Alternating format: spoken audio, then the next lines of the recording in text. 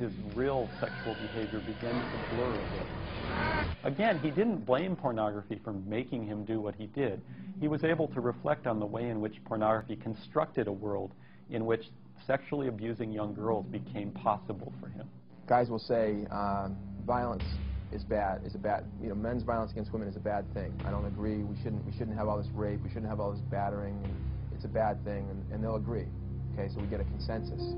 But then we'll say, okay, can we look at some of the institutions in the society that might lead to these enormous rates of violence? Okay, in other words, the violence doesn't just come out of nowhere. It's not some genetic thing. It's not some biological thing. And anybody who thinks that it's genetic or biological, all you have to do is point to other societies which have much, much lower rates of sexual assault. Pornography doesn't instigate, provoke, or provide insanity, you know? When you start bringing them up and saying, okay, let's look at the media.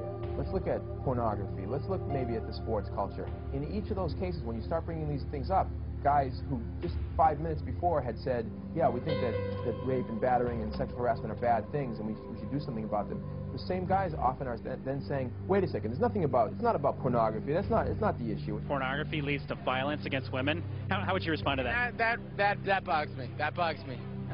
It doesn't. And then they start oftentimes resorting to things like, the men who do these things are crazy. There's crazy people. Not everybody's saying there's crazy people. The crazy people, you know, they're crazy, and they're going to do whatever they want because they're crazy. If that was true, what that means is that our society is absolutely crazy, because that means that there's millions of men walking around who are crazy, because there's so many men walking around who are assaulting women or who have assaulted women. You have to be a sicko to begin with. It doesn't matter if you've got pornography or not. I mean, if you're that sick, you're seeing pornography in your vision. It's not helpful or useful at all to think of this in terms of crazy men going off and doing these things. I think the men who commit these crimes are a lot more normal than they are crazy. Sure. It's much easier to think that it's Freddy Krueger, it's some sicko who's out there creating the violence and attacking girls and women. But in fact, it's not true. The average rapist looks like me, or looks like any other guy. The way pornography related to my conviction is just a progression. I mean, it starts out with the age, and the age just starts decreasing and decreasing, and you start looking for different physical characteristics, and had a lot to do with it. It jumped me right into a cycle. Just started a whole trigger of events for me. And I planned out to be left alone with a 10-year-old stepdaughter. Her mom took off to church, and I stayed home that night, and I coerced her into performing oral sex on me. To sum it up, basically, I raped her. All I can speak for is myself, and I know that it wasn't good for me. I lived a good life being raised. I lived a religious background. I know what it did for me, and it did not help. It derailed my life. The argument that there is no proof that pornography causes violence is really wrong, and the proof exists in many different areas.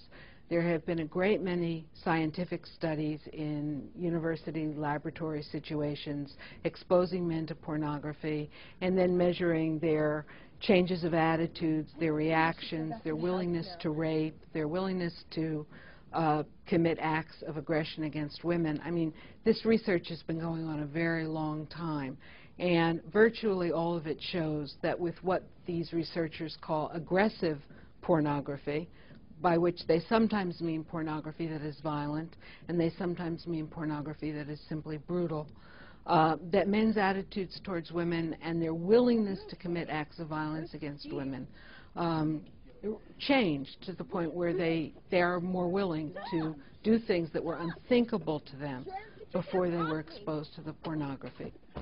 There's another area of information that is always treated with incredible condescension and trivialization.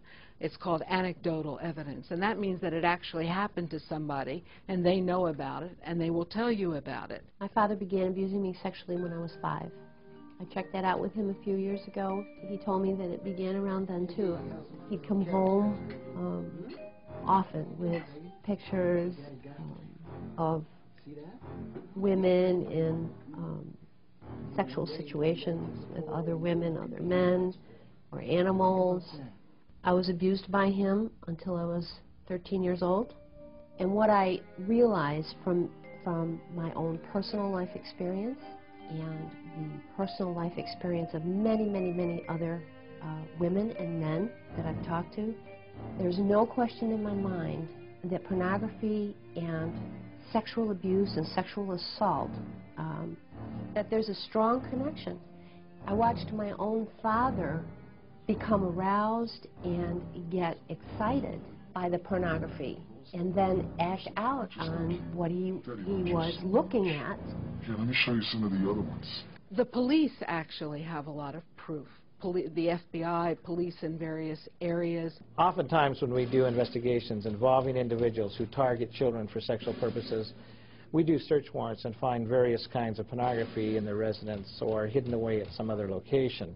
On September 4th, 1998, I was assigned as the lead investigator in the homicide of Elizabeth Sinclair.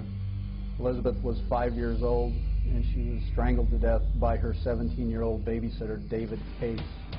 In the investigation, we learned that David Case had over 700 sexually explicit images that he had downloaded off the internet.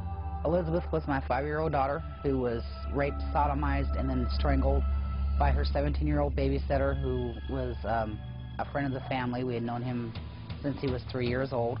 I think probably one of the biggest contributing factors to what happened was through the course of the investigation they found out that he was real heavy into child pornography and other forms of pornography.